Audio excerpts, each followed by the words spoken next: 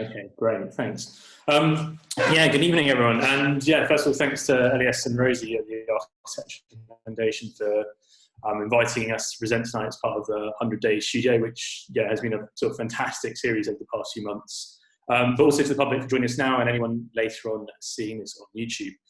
My name is Ben Pollock, and together with my colleagues John Cook and Laura Nika, we're architects and design tutors in Design Studio 18, a master's architecture studio at the University of Westminster. So today we'd just like to take the opportunity to briefly introduce the work of DS18 and outlining the main ethos and methodologies that drive the articulation of various design programs and the formulation of climatic and ecological narratives within various student projects. And critically, the session is about being able to share some of the fantastic work explored by students. So we'll do this by handing over to 4 past students who present their explorations and projects within the studio's design research framework. So to begin with, DS18 is predominantly focused on the climate and ecological crisis and the use of data and computational processes to inform architecture. So we use computation tools used to simulate and visualize these typical material processes, while data is employed to directly navigate the design.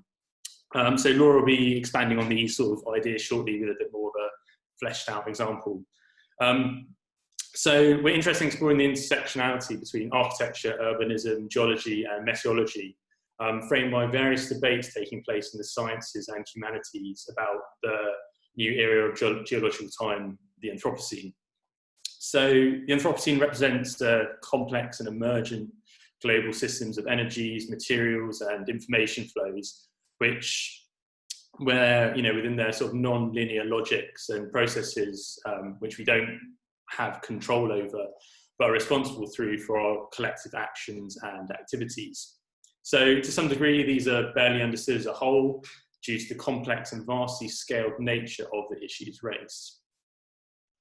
So humans have mobilized the earth, minerals, water, air, and energy in ways that have altered the earth's oceans, atmospheres, and surface morphologies to such an extent the very idea of what geologists think of geological time, or what oceanographers think of ocean systems, and as what architects are starting to think of as urban systems or buildings, have changed.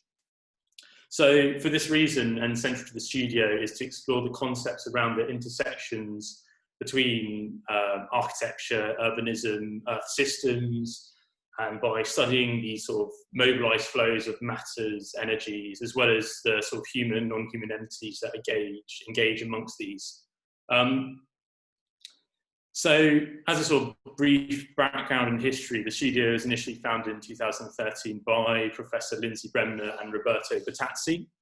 So it's their theoretical and descriptive framework we're currently introducing, and the focus of this studio in the initial years was to approach problems of energy and energy infrastructures as resources of extraction as sort of architectural questions. So these sort of years were initially focused on the idea of grounds as a medium of investigation. So the first year commenced in the UK and centered around the emerging extraction processes of hydraulic fracturing, which was sort of being into sort of public discourse at the time, and investigating the effects of the disruption of geology and the minerals here and the minerals that we're having here in the UK, so through deregulation, toxic contamination, loss of wildlife, loss of farmland, loss of income.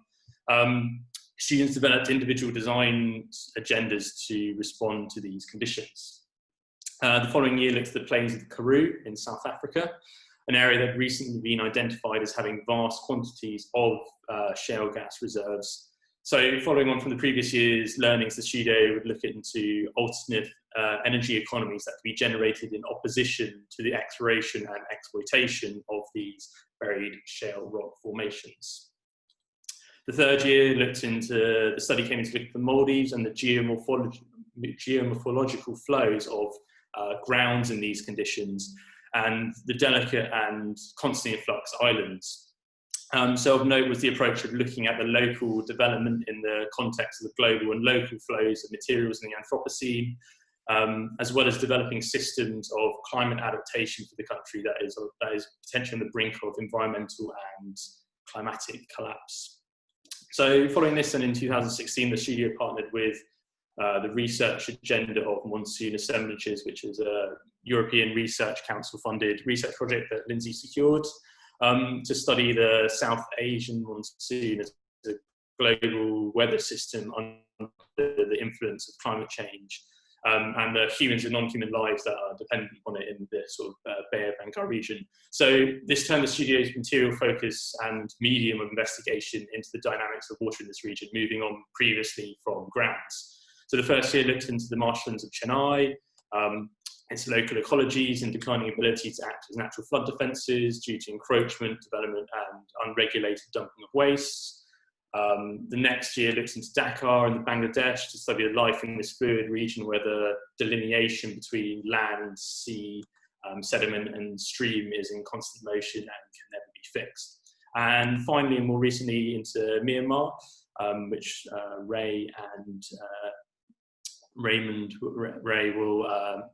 Rachel and Ray will be looking at and exploring their projects, but an environment of the Irrawaddy River Basin here and its seasonal flooding cycles and the non-human agents that depend upon its existence, which are notably being affected by the local and global changes to climate.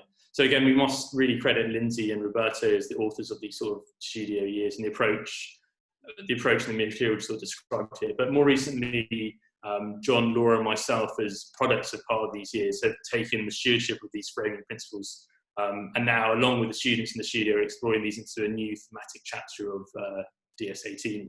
So this year's studio agenda has been focused on air and atmospheres. So, and the numerous sort of intertwined atmospheric systems of the high north of our planet. So these circulatory systems are responsible for shaping and influence the climates and weather patterns of a majority of the northern hemisphere and are beginning to destabilize, shift and morph in unpredictable ways as a result of humans' anthropogenic exploitations. So air as a matter is invisible, indispensable, a global commons without ownership, both a vital resource and a threat, and a matter that transcends nations and borders in its circulation of the earth. And now, as its critical properties are increasingly entering the public consciousness and global political discourse, sort of frames this sort of new journey that the studio is taking. So I'll hand over now to Laura, who's going to talk a little bit about the sort of climate and design methodology of the studio before the students take on their projects. So Laura, over to you. Thank you, Ben. So the context of our climate change and ecological emergency provides the foundations for all DS18 investigations. Often, the urgency of climate change is related to dramatic and perceivable changes in our immediate surroundings. Maybe if you can go to the next slide. 2 slides off. Great. So phenomena like dust storms, hurricanes, floodings, and also bushfires, these are all phenomena that we are all familiar with by now and are only forecasted to increase over the next years. Even seen in the past months with the COVID-19 situation, not all dangers are immediately visible. The basic notion of air, amongst other planetary energies, represents both a common good, but also a threat. Well, these are more local consequences are evidently incredibly violent and visible. They are intertwined and triggered by much larger and harder to perceive global Earth systems. And it is in this that we are now bearing influences, perhaps less obviously, but no less alarmingly, by human-induced climate change. And it is around this scale and juncture that DS18 commences its climatic investigations. So alongside the scientists, we believe that the arts and architecture have a role in playing out and exploring future scenarios, testing the effects of changing environments, processes upon life and design, while using the projects as tools to communicate and represent these intangible global issues to new audiences and in new imaginative ways. So each year we We start typically by adopting a simulation-based process, a micro-study where students are encouraged to look around at various behaviors of fluids or transformational environments, such as meteorological phenomena, such as rain, wind, flood, or ice deposition, or elements in nature that rely on laws of mass or momentum or energy transfers, or sudden characteristics such as cracks or vibrations or percolations. We seek material characteristics in this, both at the microscopical and molecular level, but also at a huge scale, and that is impossible to understand basically without computation. So we are inviting students to experiment and build a system, a digitally controlled environment, either using CFD or real flow, to play and test around these parameters. For example, we test different densities, such as sediment disturbances through crab tunneling, or various particle sizes within the soil erosion.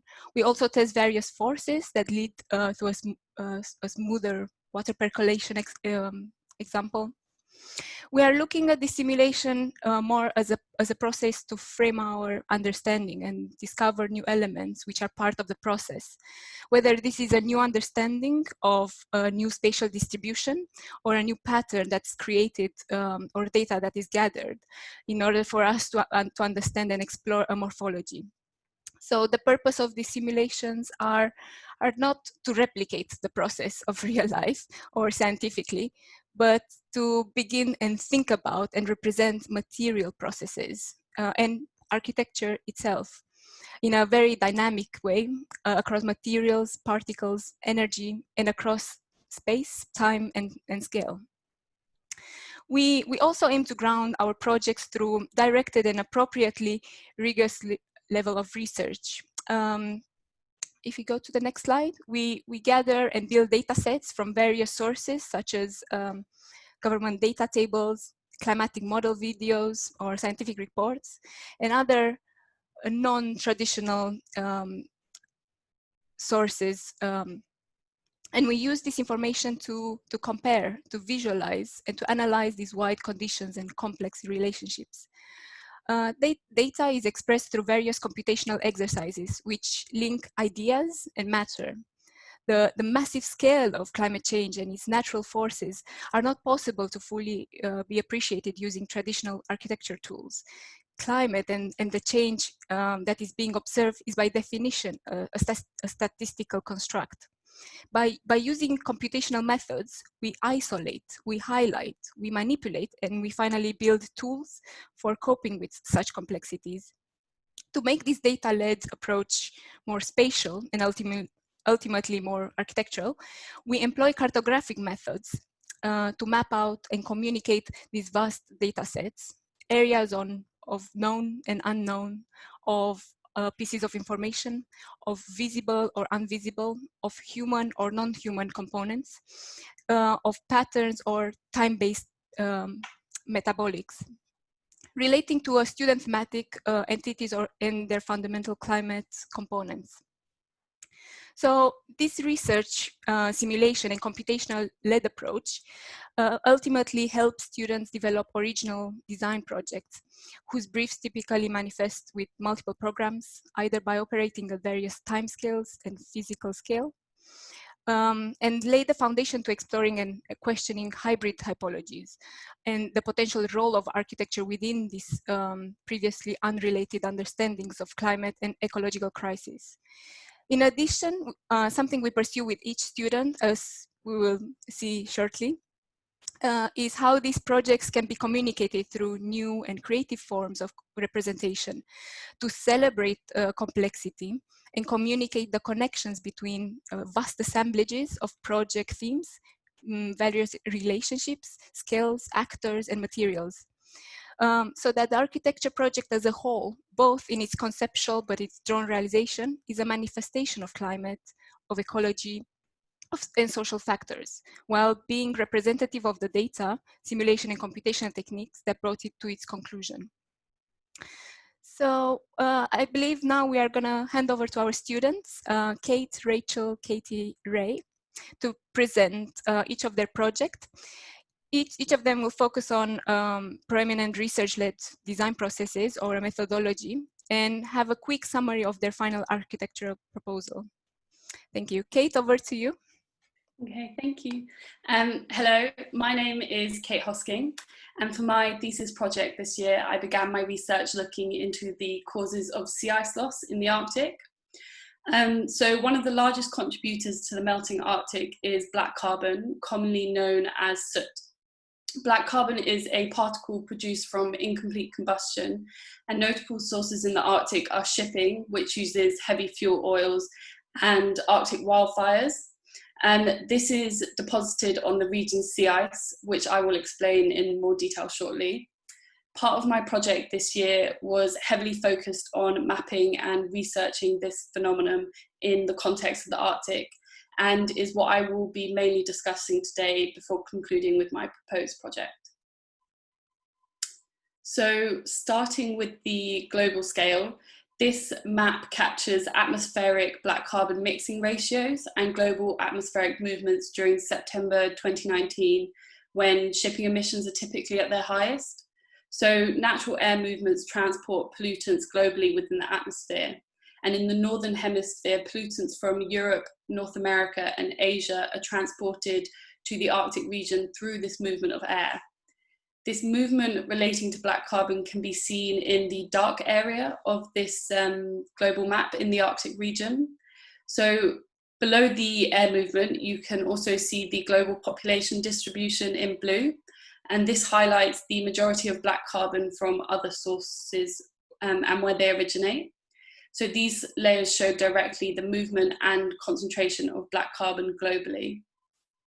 Then focusing on the Arctic region with this polar projection map, I have attempted to capture the dynamics and stresses of this at a surface level. It is predicted that by 2090, 85% of the sea ice will remain in the winter, whilst only 10% will remain in the summer. This further reduces the surface reflectivity in the Arctic, allowing it to absorb more solar energy and therefore increases local temperatures. In addition, it is already evident that recent low summer sea ice extents in the high north have led to more Arctic shipping, as new routes become more feasible and attractive to operators by being shorter and cheaper to run. For this reason, it is widely speculated that shipping routes across the Arctic are only going to increase and become more heavily trafficked with global trade and the movement of goods, in particular from Asia to Europe.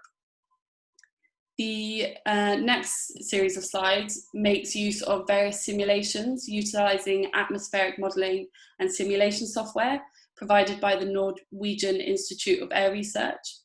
Here I mapped and simulated the black carbon emissions from notable Arctic ports where heavy industries are typically located, as well as where ships in the Arctic frequently travel between. So if you look at the map, the blue trajectories indicate emissions that will land on the multi-year ice and create vulnerable areas, whereas the pink trajectories highlight emissions that land on the younger, thinner sea ice. Black carbon is larger and denser than other emissions, which means that its lifetime in the atmosphere is relatively short-lived, typically a few days to a couple of weeks before it falls and is deposited on the ground. So observing the previous simulation in section, what can be seen is that shipping emissions that are released on average around 25 meters, as you can see at the bottom of this plot, are more likely to be deposited on the sea ice locally and in higher concentrations versus other high altitude particles, highlighting the localized damage Arctic shipping is inflicting on the Arctic sea ice. The next image is a section taken through an exaggerated relief model of the Arctic sea ice topography in 2019, and is an attempt to visualize the process of black carbon deposition, absorption of solar energy, and resulting evaporation, as well as accumulations and concentration of black carbon across this vast landscape. So in summary, with shipping increasing in the Arctic, more black carbon is being released locally into the atmosphere, and subsequently falling on the Arctic ice in higher concentrations. This is creating a deadly feedback loop of increasing shipping opportunity through reduced sea ice extents, resulting in more black carbon and thus further increasing rates of melting sea ice.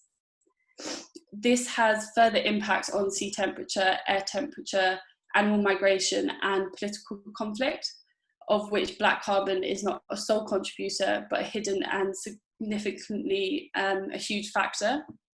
So in shocking contrast to other air-based anthropogenic pollutants such as carbon dioxide, black carbon is not recognised within IPCC climate legislation due to it being classified as a short-lived atmospheric particle. So until black carbon is fully recognised within IPCC climate legislation, it will continue contributing to the environmental destruction of the Arctic at unprecedented rates. So moving briefly onto my project, which proposes to draw attention to these issues through two key components. The first is an Arctic shipping toll system, and the second is a black carbon forum and research outpost. So the project is located on a small island to the east of Svalbard called Aberloya. It is a key intersection of my research components. This location is within the seasonal flux of sea ice extent and movement of sea ice. Yet during the summer months, it is becoming a critical gateway and entrance for ships across the Arctic. Across this region and responding to seasonal reductions and shifts, a toll system is in place to encourage ships to use alternative shipping routes further away from the sea ice in order to reduce the amount of black carbon deposited on the ice. For the architecture of my project, I have introduced a system of sea ice groins to capture sea ice and prevent it from breaking off and melting faster. These sea ice groins will be located in vulnerable areas and will integrate with my building, encouraging sea ice to grow around the building. In this way, the architecture becomes a climate marker. If action is taken and global warming starts to reverse, the building will become more engulfed in sea ice. Whereas if action isn't implemented properly or urgently, the building will become more and more exposed for longer periods of time every year.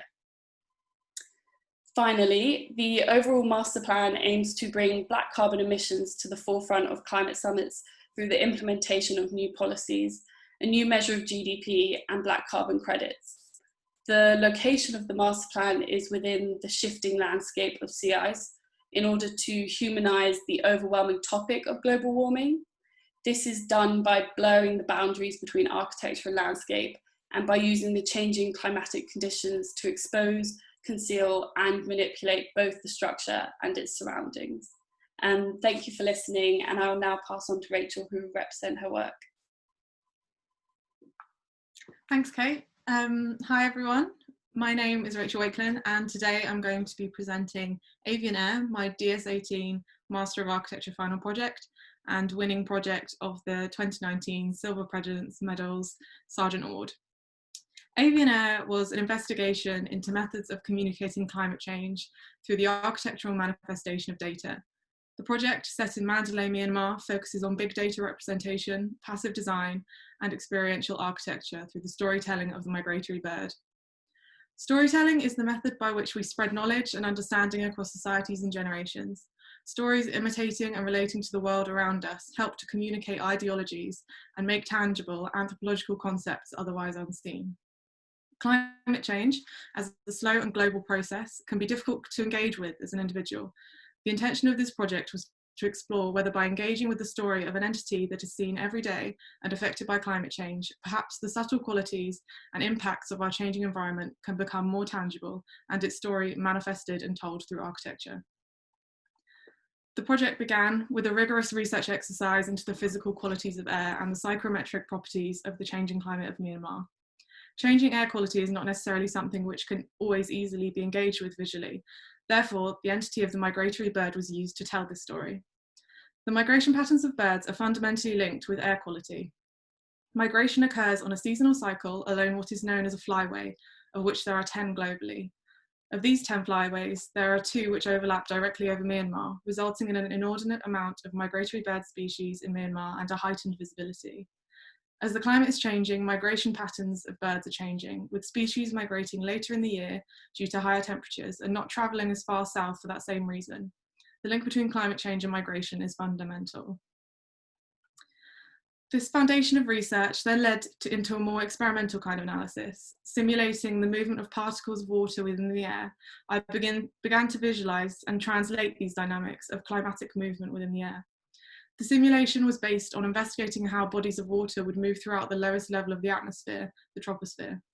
Over Myanmar, the typical tropospheric height is around 12 kilometres, and incredibly, there are species of bird which migrate at all heights within the troposphere. This work then led into the first design portion of the project, which was the design of an instrument to augment the perspective of the entities explored.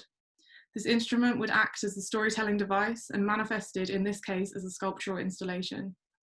The installation performed as a physical weather and bird migration meter in the form of a 3D map describing the real-time changing climate alongside the long-term bird migration data, displayed as a form of abacus with a cloud of data points representing temperature, humidity, and bird population in real time. The tropospheric research was then deepened with the less traditional mapping techniques and the use of larger, richer data sets.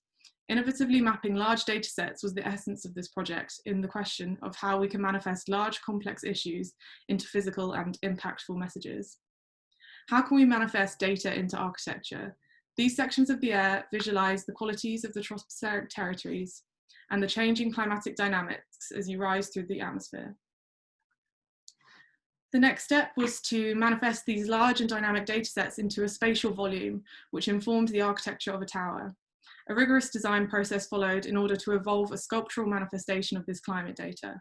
Isobars became levels and pressure informed structural grid densities.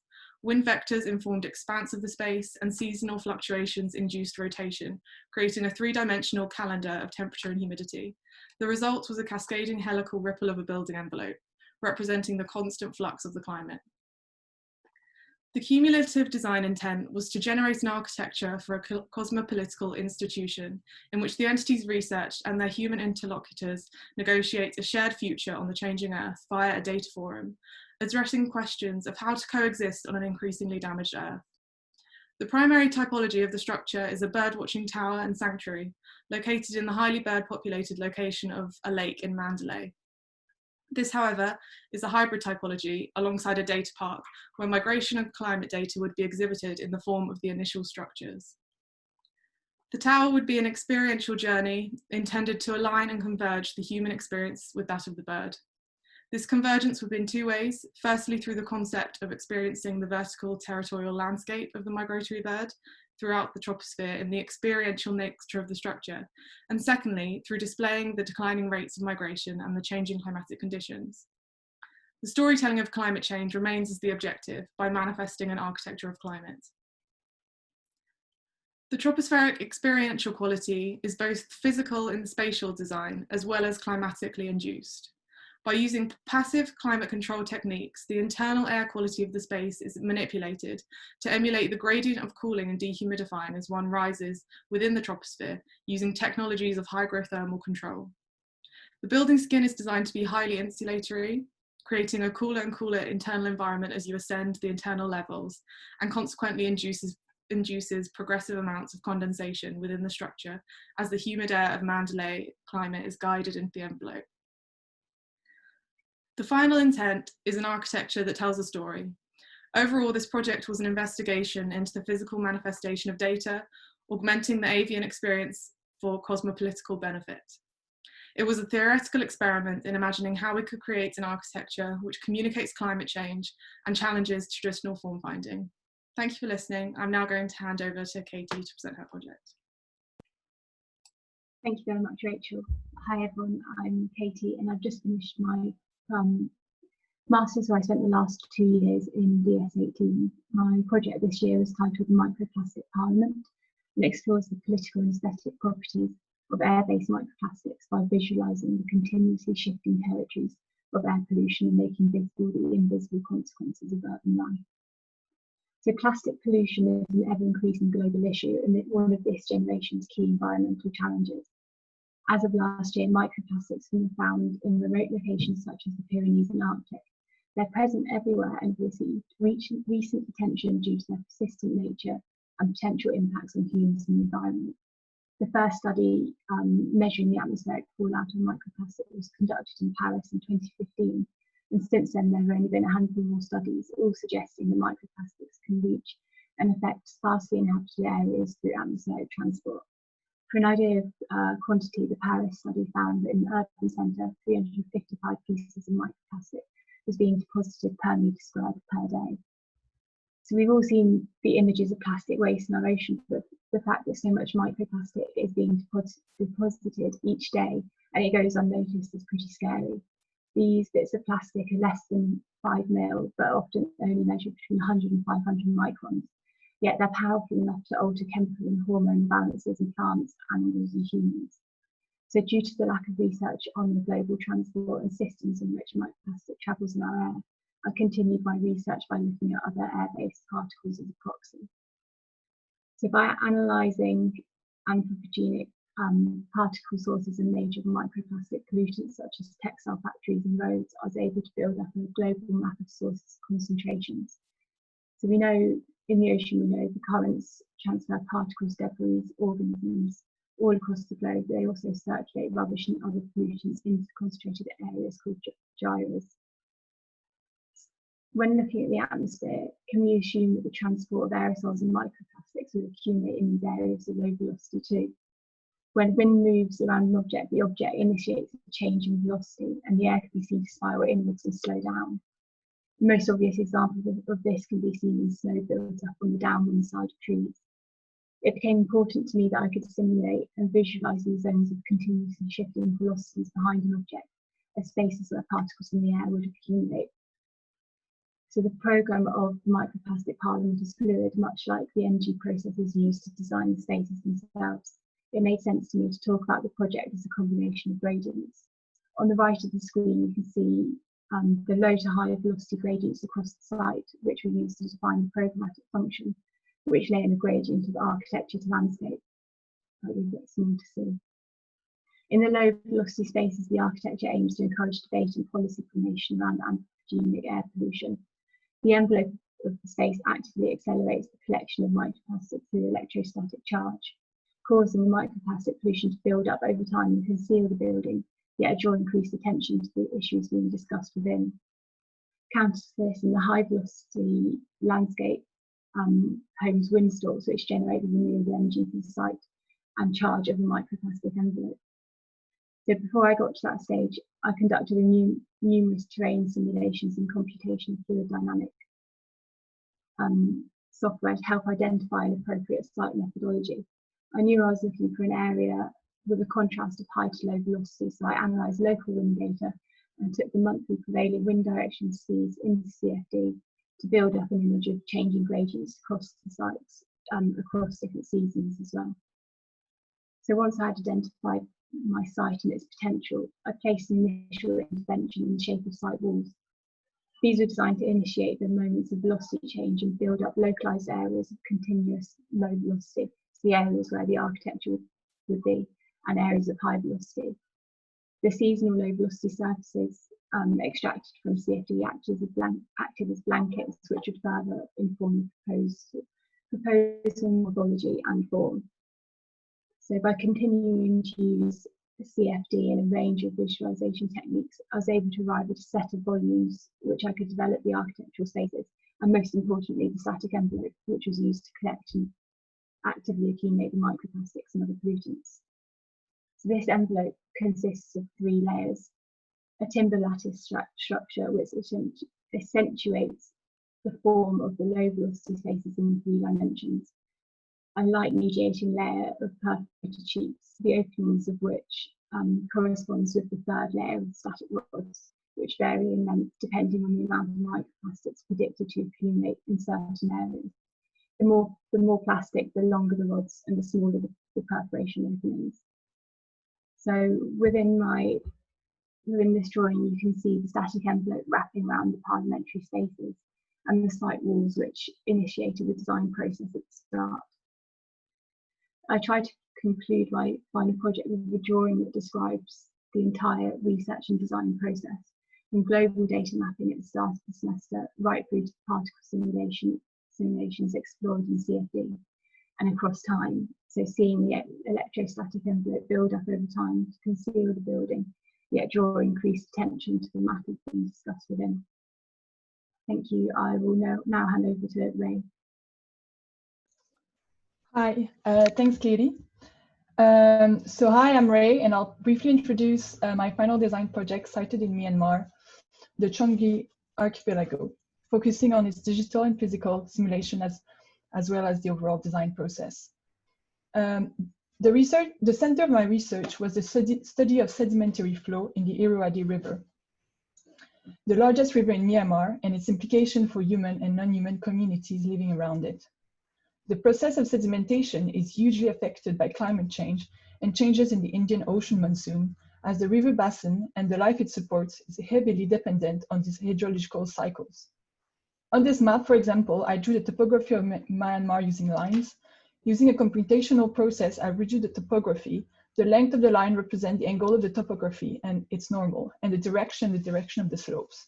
The aim of this map is to visualize the general movement of sediment around the country. So that's the map on the left. Then I investigated the sedimentation process at a much smaller scale.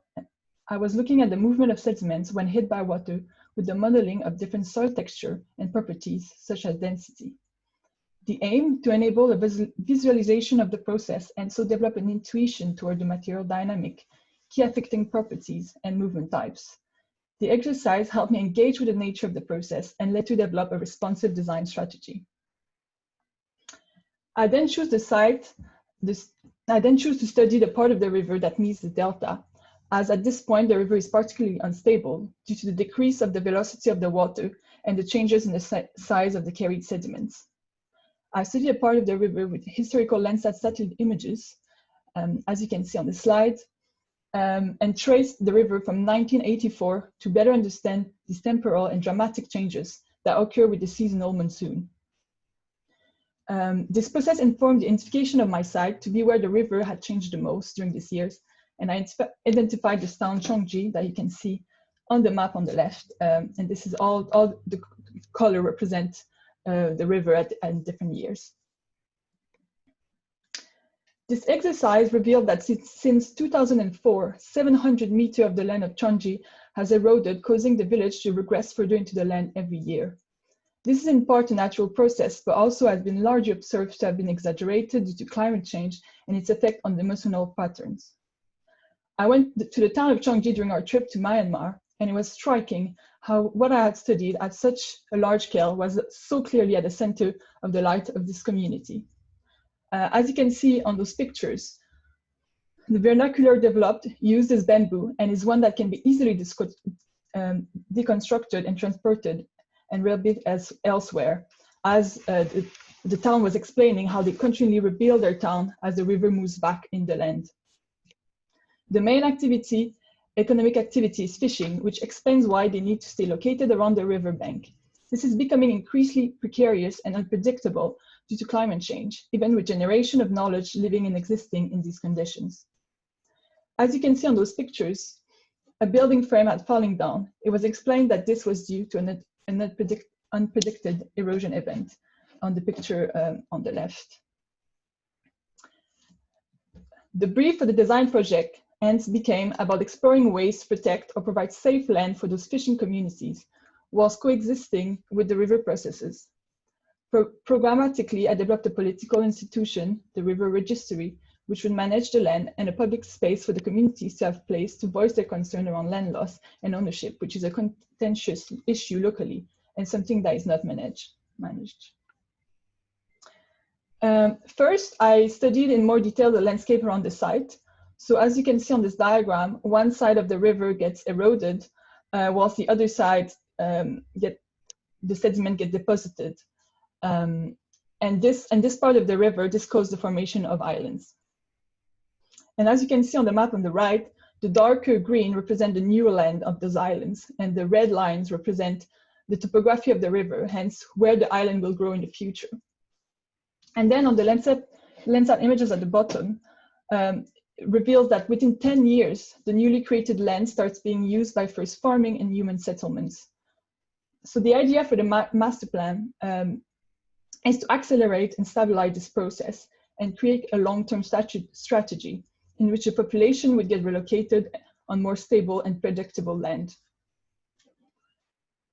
To engage and understand how this could work, I had to test how to harness and stabilize some of the sediments at a larger scale than the previous digital testing.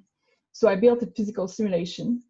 As you can see on this slide, I built a box of sand and I ran water through it.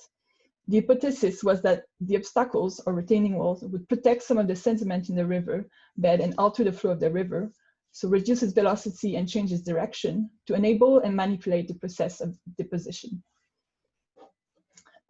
So those are the three main simulations I run, making use of different contrasting sands layered in the tank at the start, which helped to show key areas of erosion and deposition.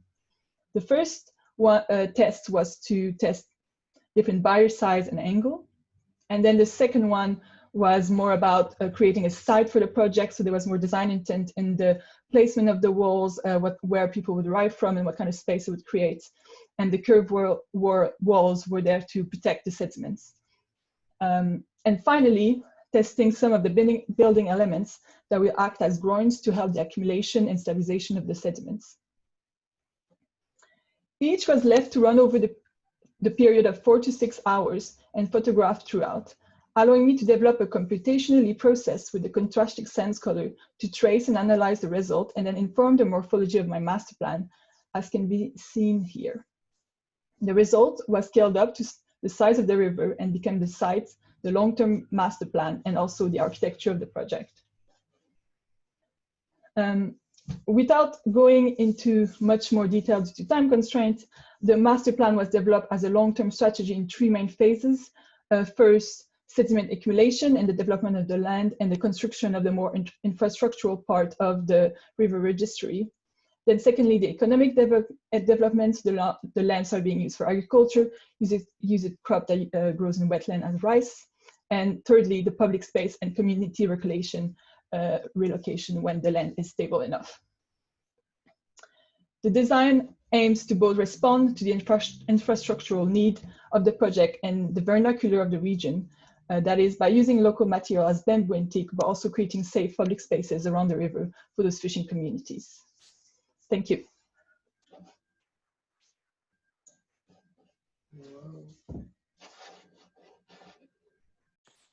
Great. Yeah, thank you very much, Kate, Rachel, Katie, and Ray. It was sort of fantastic to see again, even though sort of having seen it a lot previously over the last years. So what can, as a sort of closing statement before we move on to questions, what we can see is the sort of methodologies and adapted in this brief sample of work, and the approach is somewhat a departure from a traditional architecture studio, could be argued. And we actually encourage our students to go through sort of several cross-fertilization exercises in order to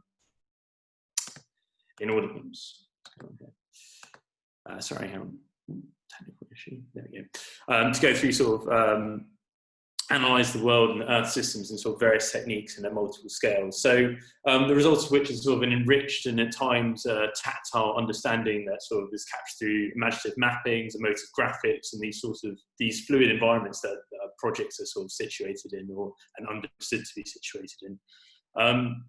As well, in addition, sort of analysed and understood through sort of various angles and acknowledging multiple conflicts and different agents in these complex systems, which we're all interdependent on.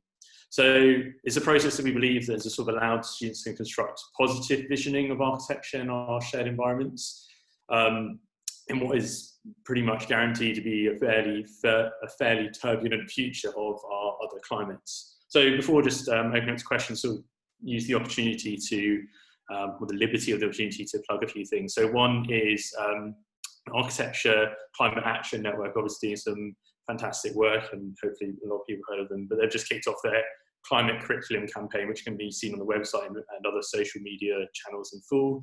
And we strongly believe, I think as a collective, I speak for everyone sort of discussed it, that we believe that education is sort of a critical moment, and not enough really has been done generally to sort of acknowledge the urgency of the action that's needed to adapt and to adopt sort of the twin climate and ecological crisis into education. So ACAN are doing some superb work in that within education and sort of other industry channels.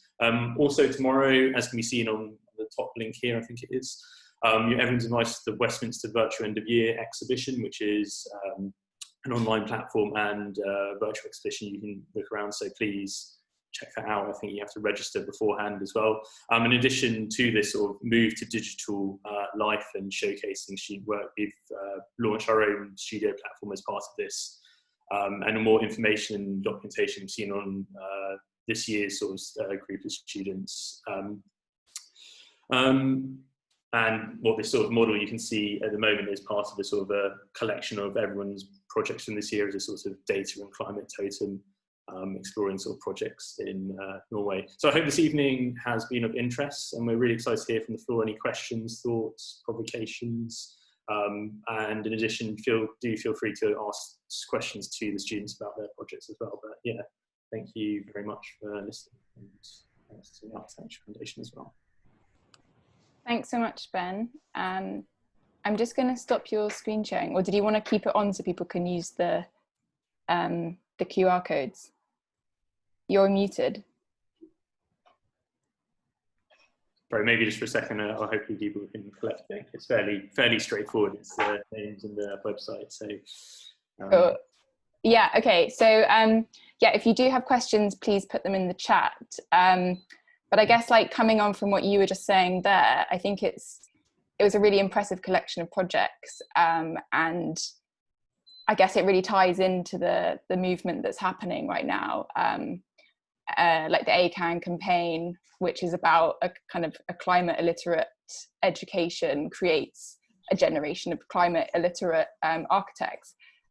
So, like, I really want to know, like, where you're all going now after taking this really interesting module, and how you think that this this kind of period of study is going to influence your practice in in the industry. So maybe it's best to hand over to the students for that one. Who has the panel part? So we've obviously Ray and Rachel obviously graduated last year, so I don't know if one of them wants to take the stage first, rather than the people who've just graduated as of a few weeks, well, completed their studies as of a few weeks ago. So sure. Well, I now work with White Architecture, and as an architectural assistant. I do think that the studio, as you say, brings you in, like, makes you really think about and really research the environment. So you leave your master with kind of a very critical way of engaging with the environment and engaging with design, and I think that's something that remains for me, and something that I'm also very interested in. And pushing forward, I do want to get involved with the OECD environmental conversation in the way I design in the project I'm part of, which is what I'm starting to do now with White Architecture. Yeah. So I find that obviously the environmental sort of focus is super important to me after the experience in this studio, and is sort of an overarching focus for me in my career now. But I think what it really sort of taught me that's been most immediately sort of useful is sort of looking at these situations in a sort of deeper way, just looking sort of beneath the surface and then building sort of more complex narratives and sort of design responses that aren't your initial instinct. So I think that's sort of the most influential from my part at this stage. I guess, like, have you felt frustrated when you're trying to imbue the kind of tools and the principles that you were able to like enact in your student work, but then you feel like you can't push that in the same way as an architectural assistant? And like, do you have a kind of level of like agency in kind of pushing those principles, even like within a larger practice? I think, yeah, it does have its frustrations, but I think that's probably common for most students leaving part 2, which is obviously very creative, very imaginative and conceptual, and then moving into practice where sort of the design input is slightly more limited. But and also there's obviously more realistic constraints like clients and briefs, which we didn't have. But yeah, also I think just I forgot what I was going to say. I'll pass over to Ray. We also have a question as well. Should I, unless you wanted to add something? Sure. Right? No question. Sure. And so Tom Benson, you've got the mic if you want to add your question. Tom? Hang on. There you go. Oh, you keep muting yourself. Okay, I'm just going to read it out. So Tom says, I'm here. Oh, he's here now. Sorry, I was just making a cup of tea actually. So the question was mainly for the tutors, and I was wondering, because you're dealing with climate change, which looks at many different levels of disciplines, have you been collaborating with these, and if so, how have they been involved? I can take that question. Is that thank you very much, Tom, for a great question. So we are trying to collaborate with lots of disciplines, especially with engineers or with data scientists or other types of universities that basically help us build this kind of body of knowledge that's non-traditional. And by having these interactions, I think students have the opportunity to develop their lateral thinking and really, when they come to construct the body of research for their architecture project, they have a more enriched vision of what their architecture can do and what their architecture can prepare themselves for the future situations. Yeah, I'll build on that as well. I mean, we're quite interested in collaborating with people who have, as Laura said, really technical and deep understanding of these things. So particularly this year, we collaborated with the Fram Centre in Norway and Norwegian Institute of Air Research, where as part of our sort of field trip and workings with them, we sort of did sort of workshops and ideas labs with them, with the students and with scientists involved in sort of roundtable discussion, which helped to actually inform quite a few critical narratives and projects this year from the live work and research these people are doing in these contexts. So for instance, Katie's microplastic project, I don't know if you want to have a chance to discuss that further, but she had the opportunity to speak to a sort of leading scientist who's working in the Arctic and studying microplastics in this context, which sort of added a superb sort of richness and real understanding of these material properties to her project. I don't know if you want to add anything. And it's also like a very rich collaboration, because oftenly the side of the scientific world don't have the tools to visualize all these elements, and we kind of complement their work by offering different types of highlighting these elements, and we can bring basically our graphical skills. Great. So we have another question from Jeremy. If you want to unmute yourself, Jeremy, I couldn't seem to. And otherwise, I can read out your question. Okay, I'm going to read it out. So this one is for the students. How do you decide to visualize the data? And then how did you, as in what kind of graphs and charts were you using to visualize? And then how did you translate the data to form and then design?